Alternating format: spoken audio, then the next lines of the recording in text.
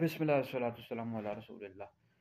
जैसे कि आप तमाम हज़रात को मालूम है, हम हदीस किरतास के हवाले से गुफ्तगू कर रहे थे। अब हम हक़ चार यार के हवाले से गुफ्तगू करेंगे और किस तवार में इस हवाले से तफ़सील के साथ गुफ्तगू करूँगा कि जो हक़ चार यार है। अब बाज़ लोग जो हैं जैसे रावज़ी हैं और अहले सुन्नत में घुसे हुए तफ़ज़ीली हैं, वो कहते हैं जी हक़ सब यार का नारा लगाना चाहिए, हक़ चार यार का नारा दुरुस्त नहीं है। तो इस हवाले से मैं दलाल पेश करूँगा कुरान मजीद से, नबी करीम अलैहिस्सलाम की अहादीस से, फिर इस हवाले से सहाबा का क्या मौक़िफ़ है और इस हवाले से सारी उम्मत का क्या मौक़िफ़ रहा है। और हक़ चार यार दुरुस्त है या हक़ सब यार दुरुस्त है और इस हवाले से मुसलमानों का अहले-सुन्नत का मौक़िफ़ क्या, वो तफ़सील के साथ मैं वाज़ेह करूँगा किस्तवार।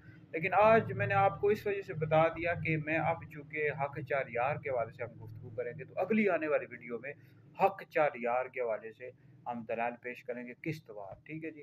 तो इस हवाले से हमारा यूट्यूब चैनल डॉक्टर मुफ्ती दानिश हैदरी यूट्यूब चैनल है, आप तफ़सील के साथ वहाँ वीडियोज़ सुन सकते हैं और इस तरह टिकटॉक भी है और बाकी फ़ेसबुक पर भी हमारी वीडियोज़ मौजूद हैं मुफ्ती दानिश हैदरी और टिकटॉक पर भी मौजूद है। इस तरह हमारे एक दोस्त हैं, उन्होंने भी चैनल बनाया हुआ है मैं नौकर पंज तन पाक का, वहाँ पर भी हमारी वीडियोज़ होती हैं। तो ये वीडियो सुना करें, सुनकर आगे भी शेयर कर दिया करें, ये आपके लिए सदका जारिया है। दुनिया में भी आपको इसका फ़ायदा होगा, आखिरत में भी इसका फ़ायदा होगा।